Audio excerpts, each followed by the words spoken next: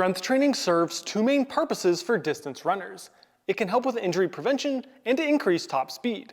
It's a small piece of elite performance, but definitely contributes. This video will provide a great template and considerations in setting up a strength program for runners. To understand how strength training decreases injury risk, we must first look at how injuries occur.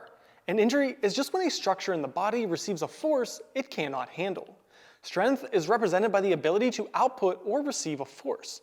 A common mistake is thinking that strength training only affects the muscles.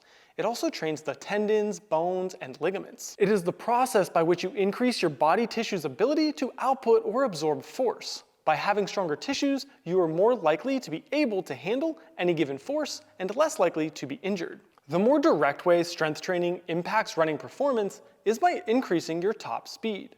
When talking to distance runners on the fence about adding in strength training, I simply ask a question. Why are sprinters more jacked than distance runners? Well, the answer is that one component of being faster is being able to produce more force. As a distance runner, you don't want to get carried away here. No one's asking you to back squat 3 times your body weight to improve long distance performance.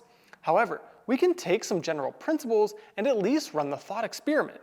If I could produce more force relative to my body weight, I would likely be faster. This improvement in strength to body weight ratio is a key component in general running economy as well. This happens through the nervous system getting more efficient at recruiting muscle fibers. You don't necessarily build more muscle, but you can get better at activating the muscle you already have. At this point, the need for at least some strength training becomes apparent. Although that does still leave us with the question, how do we set up the training week and progress that over time? My typical recommendations for distance runner strength training is 2 full body sessions per week, lasting between 45 minutes and an hour. In each session, I typically include a movement from the following movement categories, done for between 3 and 5 sets, and exercises between 5 and 8 reps. Some of the smaller isolation lifts on the lower leg or hip flexor could be done for 10 to 15 reps per set. The main movements that we want to focus on are a squatting, a hip hinge, a push, a pull, a lower leg, a hip flexor, and a lower back or core exercise. An example might look like something that's on the screen right now. Back squats, 4 sets of 5, superset with calf raises. RDLs, 4 sets of 5, superset with a hip flexor lift, 3 sets of max. Weighted push-ups, 4 sets of 8, superset with pull-ups for 4 sets of 5. And then finishing with a hollow body hold, 3 sets of max. Now, where should you place strength training as a distance runner in your training week? I typically recommend it be after shorter, more intense days, like your interval workouts, and just in general on your harder running days. While this might seem counterintuitive, it sets up the hard days to be hard and the easy days to be easy. If you just tack on strength training to your easy running day, you end up making that day medium to hard. You don't really ever allow for recovery as you have the harder running days, and then on your easier running days, you also have strength training, adding to the total training load and stress of that day. In the off season, I would lift first, and in season after your workouts, as hitting times is more important than the strength work. Now, how do exact exercises get picked?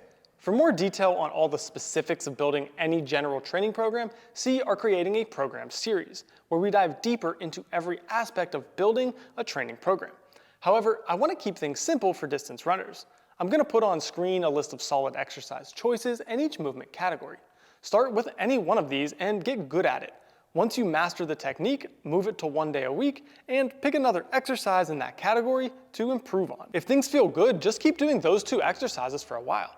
If you feel that you need to swap things out, one or both, do that after at least 6 weeks of trying to work at it. Find 2 to 3 exercises per movement pattern that seem to work really well for you.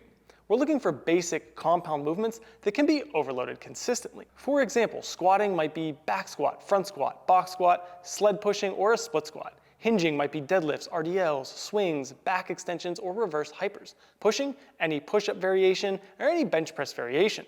For pulling, really any pull-up variation, or like dumbbell rows, cable rows, or chest-supported rows. For the lower leg, straight or bent leg calf raises, along with tibia raises, done pretty heavy. For the hip flexor lift or reverse squat. For core and lower back bracing, I like exercises that can be done heavy. We're not looking for super high reps.